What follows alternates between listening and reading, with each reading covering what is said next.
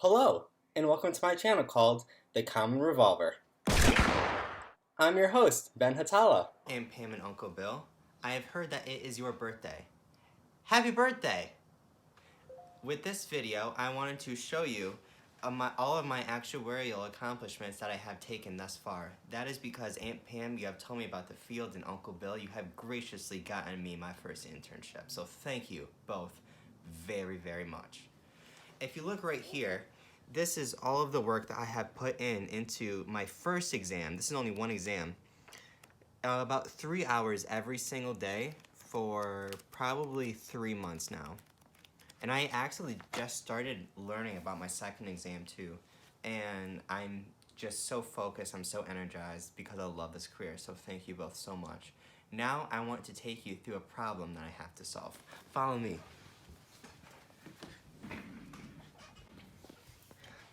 A hurricane policy covers both water damage x and wind damage y, where x and y have the joint density function f of x of y is equal to this whole max. Calculate the standard deviation of x. Now when I have to calculate the standard deviation of x, I need the actual marginal density function of x.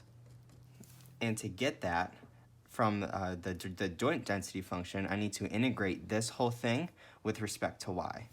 Now when I look and I see that there's e's with the y's and x's mixed together, I'm thinking that this is going to be a very complicated integral unless I can somehow separate it, which I can by doing a really quick factor. So before I start this, I'm gonna simplify this term of f of x of y. F of x of y is going to be equal to, and then you see how there's a 0.2y right there, and then there's a negative 0.4y and another negative 0.4y. So what I'm going to do is I'm going to factor those out of those two terms, and then I'm going to kind of like put in parentheses the 0.13x. You know, you'll get it. Follow me. All right, so I'm going to take out the e of the negative 0.2y and multiply it with 0.13 e to the negative 0.5x minus 0.06 e to the negative x. Add that with e to the negative 0.4y and multiply that by negative 0.06 e to the negative 0.5x plus 0.12 e to the negative x. Now since I have this marginal density function of x and y simplified, I can now go ahead and integrate it because this is just an easy integration now. Because I have separated the variables and this is only going to be a one variable integration with two different variables, I'm going to treat the x's as constants and the y's as the variable that I'm going to take the integral with respect to. So now I'm going to start taking one integral from 0 to infinity. Now I found those bounds because y is greater than 0 but less than infinity. And since it doesn't specifically say infinity, we're just going to assume that. Calculus. Anyways, e to the negative 0.2y multiplied by 0.13 e to the negative 0.5x minus 0.06 e to the negative x. And I'm going to add that with e to the negative 0.4y minus 0.06 e to the negative 0.5x plus 0.12 e to the negative x dy. So I'm going to take the integral with respect to y. So I'm only going to care about these two. Like I said before, the x terms are just going to be constants. And this is going to equal, so I'm going to go on my fancy little calculator here, 1 divided by 0.2, and that's just a calculus rule. So whenever you take the derivative of an e function, you just drop it down. So when you take the integral, it's going to be 1 over this function. So it's going to be 5 e to the negative 0.2y multiplied by 0.13 e to the negative 5x minus 0.06 e to the negative x. Now I'm going to do 1 divided by 0.4, which is in this exponent right here, and that's 2.5. So plus 2.5 negative 0.06 e to the negative 0.5x plus 0.12 e to the negative x. And I'm going to simplify that from infinity to 0. Now the fundamental theorem of calculus says that when you take an integration with bounds, then you substitute infinity in and then subtract that from 0.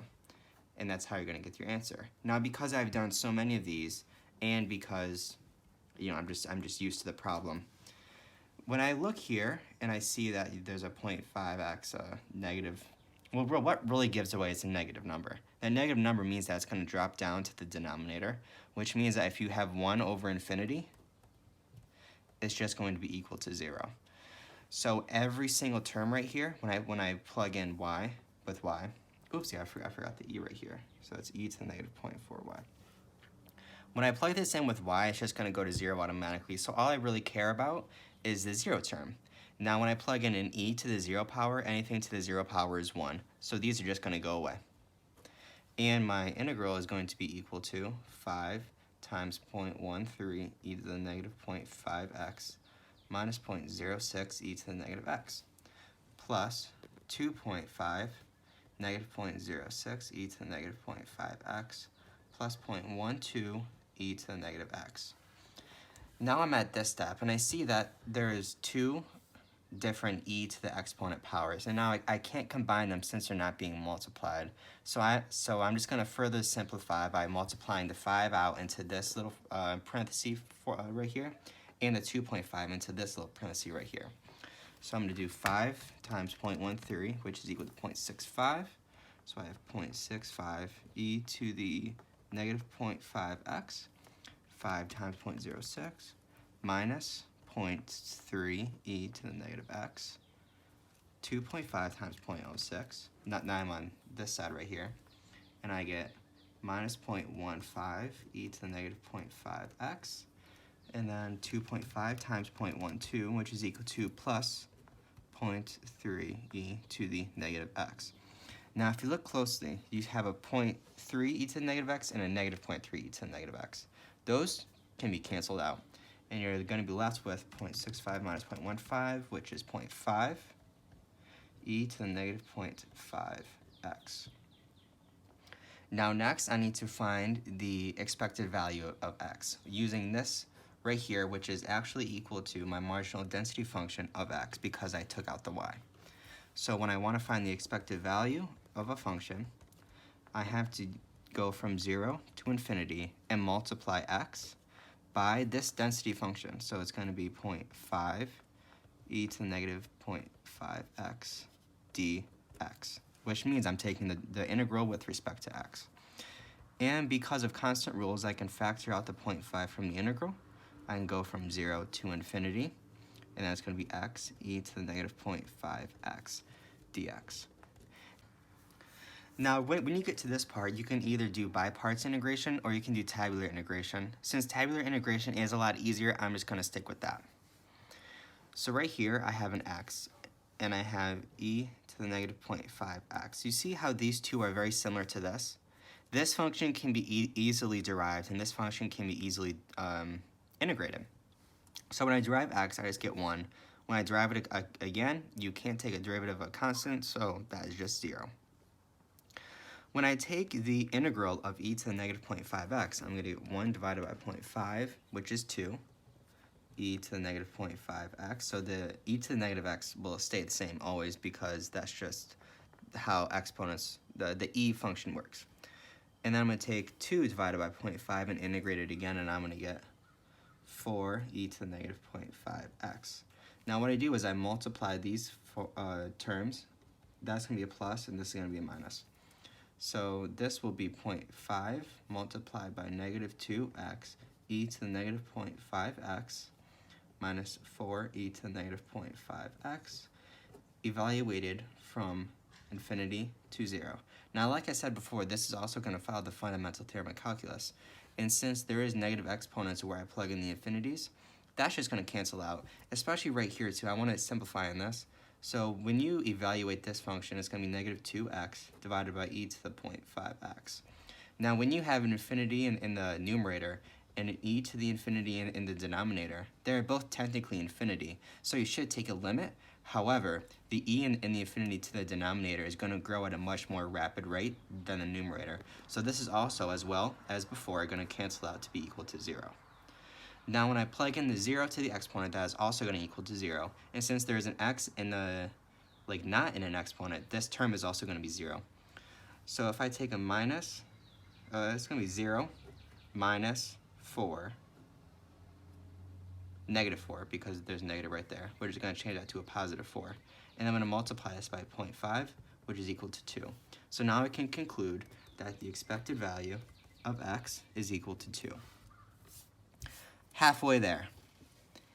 Now, after this, I need to find the expected value of x squared. Now, to find the standard deviation of x is equal to the square root of the variance of x. And the variance of x is equal to the expected value of x squared minus the expected value of x quantity squared. There's a very, very big difference here because this is the second moment, whereas this is the first moment quantity squared. Very big difference. You can, this is probably one of the hardest times the hardest things I had to remember was this right here. All right, now let's find the expected value of x squared. And it's going to apply with the same principle as before. You're going to integrate from 0 to infinity, except before we use the x, now we're just going to use x squared. So it's going to be x squared times 0.5 e to the negative 0.5x dx. And then after this, I'm going to let this be equal to 0.5 because I can factor that out. The integral from 0 to infinity of x squared e to the negative 0.5x. Now, like before, I'm going to use tabular integration. So we're going to have x squared on one side and e to the negative 0.5x on the other side. Now, right here is easily an integral to be easily derived to be 0, and this side is going to be easily integrated. So we're going to get 2x because we dropped the 2 down, and we subtract by 1 in the exponent, 2 and 0. And then right here is going to be negative 2 because we have 1 divided by 0.5, which is negative 2, e to the negative 0.5x. 2 divided by 0.5 is 4, e to the negative 0.5x. And then we're going to have a negative 8, e to the negative 0.5x. And then after all of this, we can multiply by 0.5, and then we're just going to go right here, like this. And remember that positive negative pattern that we're still going to have? It's also still going to hold. So this can be positive, that's going to be negative, and it's going to be positive again. However, we also have to wash the signs of the integration form. So you see how this is negative 2 e to the negative 0.5x, and we're multiplying with a positive x squared. That doesn't matter. This is still going to be negative because a positive and a negative makes a negative. And likewise with right here, we have two positives and we're multiplying with the negative 2x. So that's also going to be negative.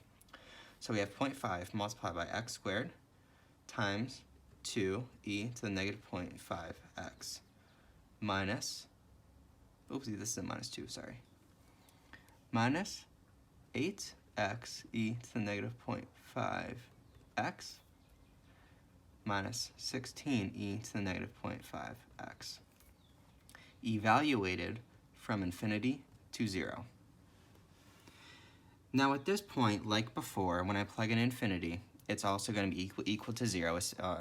This is going to go back to where I mentioned the numerator in the denominator, how the denominator goes up quicker than the numerator. So I'm just going to simplify all of this because when I plug in the zeros, it's going to be 0, and that's going to be a negative 16 because of the fundamental theorem of calculus.